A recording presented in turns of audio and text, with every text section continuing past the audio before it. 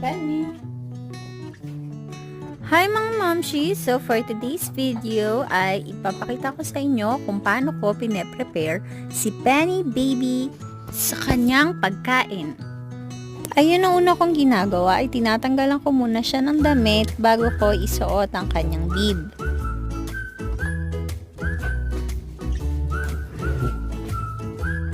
Para hindi magmantsa yung mga pagkain niya sa kanyang damit.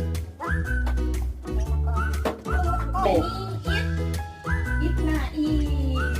Nanay, eat. Nanay, eat. Eat, nanay. Eat, nanay. At ayan, ready na si baby sa kanyang healthy meal. Thank you for watching!